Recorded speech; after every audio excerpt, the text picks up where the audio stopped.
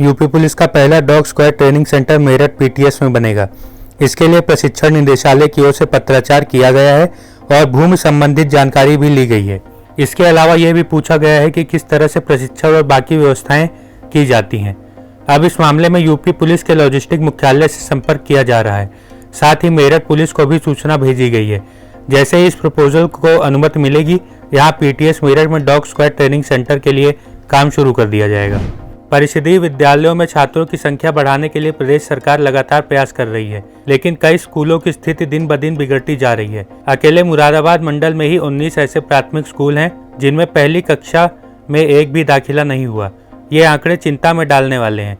जानकार मान रहे हैं कि हालात ऐसे ही रहे तो इन स्कूलों का अस्तित्व ही संकट में पड़ सकता है। इसी तरह अमरोहा में सबसे ज्यादा 9 विद्यालय व रामपुर में 3 विद्यालय हैं। संभल में एक भी ऐसा विद्यालय नहीं मिला जहां पहली कक्षा में नामांकन शून्य हो। परिषदीय विद्यालयों में नामांकन की गिरती स्थिति चिंता का कारण बन रही है। कोवैक्सीन पर शोध करने वाले बीएचयू के वैज्ञानिक नोटिस जारी होते ही बैकफुट पर आ गए हैं। दरअसल बीएचयू के फार्माकोलॉजी और जीरियाट्रिक विभाग में संयुक्त रूप से कोवैक्सीन पर शोध हुआ था। इसमें 30% से ज्यादा किशोरों और वयस्कों पर दुष्प्रभाव का दावा किया गया। इस रिपोर्ट में आईसीएमआर के प्रति आभार भी जताया गया। इस पर आईसीएमआर के महानिदेशक डॉक्टर राजीव बहल ने जीरियाट्रिक विभागाध्यक्ष प्रोफेसर शुभ शंख चक्रवर्ती और फार्माकोलॉजी विभाग की डॉक्टर उपिंदर कौर को नोटिस जारी किया था। उन्होंने इस बात पर आपत्ति जताई कि रिपोर्ट में आईसीएमआर को गलत और भ्रामक तरीके से वर्णित किया गया है। इलाहाबाद हाईकोर्ट ने एक ही परिसर में चल रहे प्राथमिक और उच्च प्राथमिक परिषदीय विद्यालयों का संविलियन करने की प्रदेश सरकार की नीति को सही ठहराया है। कोर्ट ने संविलियन करने के लिए जारी शासनादेश को चुनौती देने वाली दर्जनों याचिकाएं खारिज कर दी हैं। अदालत ने कहा कि यह सरकार का नीतिगत निर्णय है। ऐसा कोई तथ्य प्रस्तुत नहीं किया जा सका कि यह योजना किसी प्रकार से छात्रों के लिए नुकसानदेह है। योजना पिछले 5 वर्षों से चल रही है। हालांकि कोर्ट ने राज्य सरकार को यह भी निर्देश दिया है कि वह एक कमेटी गठित कर अध्यापकों की समस्याओं का निस्तारण करे, ताकि प्रधानाध्यापक पद पर प्रोन्नति पाने के किसी के वैधानिक अधिकार का हनन न हो।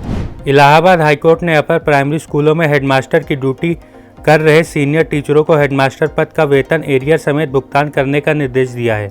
इन टीचरों ने इलाहाबाद हाईकोर्ट में याचिका दायर कर कहा था कि वे अपर प्राइमरी स्कूलों में बतौर सीनियर टीचर कई वर्षों से कार्यरत हैं।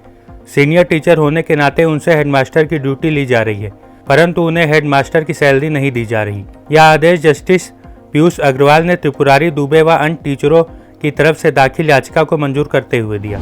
उत्तर प्रदेश के मथुरा वृंदावन में पर्यटन को बढ़ावा देने के लिए सरकार लगातार प्रयास कर रही है। यहाँ आने वाले लाखों श्रद्धालुओं को सरकार हर तरह की सुविधा मुहैया कराना चाहती है। मथुरा वृंदावन के साथ साथ देश के कोने कोने से आने वाले श्रद्धालुओं को सरकार ने क्रूज की सौगात दी है। वृंदावन स्थित केशी घाट पर अब यमुना में लोग क्रूज का लुत्फ उठा सकेंगे। करोड़ों रुपए की लागत से बना क्रूज हाईटेक सुविधाओं से लैस है। इस क्रूज में एक बार में 50 लोग सफर कर सकते हैं। उत्तर प्रदेश के कानपुर में दुश्मनों और आतंकवादियों के लिए कहर कलाम को तैयार किया गया है। कलाम ड्रोन को एक बड़ी उपलब्धता माना जा रहा है। आर्टिफिशियल इंटेलिजेंस से लैस कलाम ड्रोन 100 किलोमीटर दूर दुश्मन को तबाह कर देने की ताकत रखता है। इस ड्रोन की खासियतों ने ड्रोन को चर्चा में ला दिया है। 100 किलोमीटर दूर आतंकी ठिकानों को तबाह कर देने की क्षमता रखने वाला कलाम ड्रोन कई खूबियों से लैस है। यह ड्रोन करीब 4 किलोमीटर की ऊंचाई तक उड़ान भरने की क्षमता रखता है। इसकी रफ्तार 40 मीटर प्रति सेकंड है। इसे आईआईटी कानपुर के एरोस्पेस इंजीनियरिंग विभाग के वैज्ञानिक डॉक्टर सुब्रमण्यम सरडेला और उनकी टीम ने तैयार किया है। राम मंदिर के साथ ही सरकार ने अयोध्या को विश्व स्तरीय पर्यटन नगरी के रूप में विकसित करने की योजनाएं संचालित की हैं। इसी के साथ पर्यटन से जुड़े रोजगार भी विकसित करने के प्रयास किए जा रहे हैं। इसी के मद्देनजर डॉक्टर राम मनोहर लोहिया अवध यूनिवर्सिटी अब अपना फोकस पर्यटन से जुड़े रोजगार परक शिक्षा पर बढ़ा रही है। इसी के तहत व्यवसाय प्रबंध एवं उद्यमिता विभाग में टूरिस्ट गाइड के प्रशिक्षण का कार्यक्रम चल रहा है। इसको लेकर यूनिवर्सिटी और अयोध्या नगर निगम के बीच एमओयू भी हुआ है। यूपी के 5वें चरण के मतदान में झांसी ललितपुर के वोटर फर्स्ट डिवीजन के आंकड़े के साथ सबसे आगे रहे। इस सीट पर ललितपुर में सबसे ज्यादा मतदान हुआ। यहाँ 3 गांव सौलदा, बुधनी, नाराहाट, बमहोरी, नागल में 100% वोट पड़े। ललितपुर जिले के इन गांवों ने इतिहास रच लोगों के लिए मिसाल पेश की है। उत्तर प्रदेश के माध्यमिक विद्यालयों में जून के महीने में 1 सप्ताह के लिए समर कैंप लगाया जाएगा। समर कैंप में बच्चों को पर्यावरण से लेकर जल संरक्षण, सफाई, पौधारोपण जैसी चीजें सिखाई जाएंगी। उत्तर प्रदेश के माध्यमिक विद्यालय में मंगलवार से गर्मी की छुट्टियां हो गई हैं। छुट्टियों में विभाग ने जून के पहले हफ्ते में समर कैंप के आयोजन की बात कही है।